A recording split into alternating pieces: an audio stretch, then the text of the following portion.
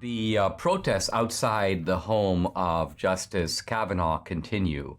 And while they're peaceful protests, it's a little disturbing, this idea that the left is able to show up at your house. You would think that there would be proper venues for these protests, but you wouldn't be able to come and harass someone where they live. And so you have this alarming scene of these sort of police officers with helmets and batons, and then all these protesters milling about them and shouting slogans and signs and so on.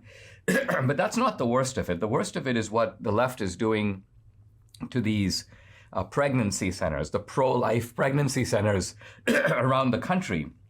Now, Life News, which is a pro-life site, has documented 40 plus incidents of violence and vandalism directed at pro-life individuals and organizations ever since the leak of the draft Supreme Court Dobbs decision. By the way, where is the leaker? How is it the case that you have this investigation and somehow you can't find a leaker who gave this information to the media? What? Now, let's look at these incidents because they're quite disturbing.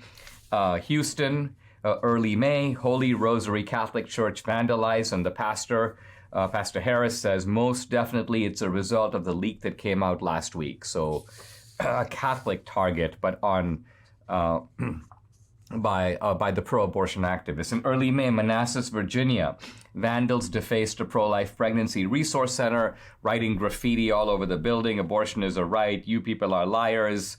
A whole bunch of incidents in Texas. Early May, Portland, Oregon, Southeast Portland Pregnancy Center. You can see the windows smashed. There's a photo here. There's the F word. Debris everywhere.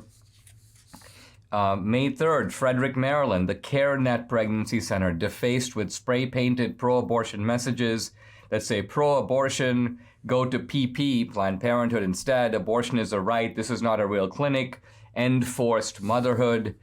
And then one more example out of the 40 that I'll give you. May 8th, Madison, Wisconsin, a leftist so-called anarchist group attacks the Wisconsin Family Action Office.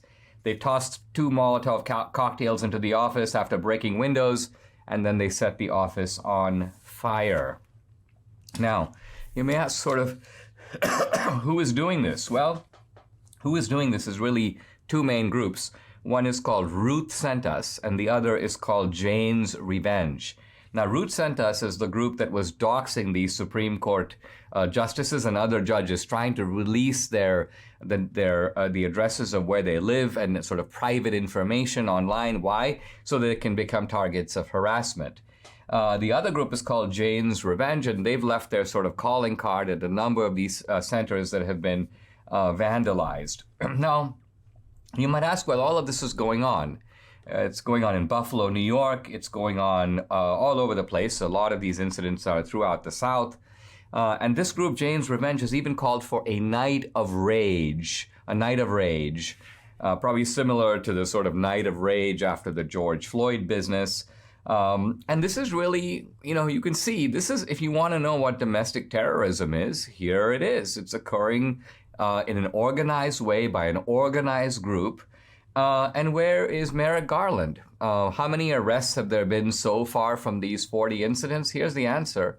0. None.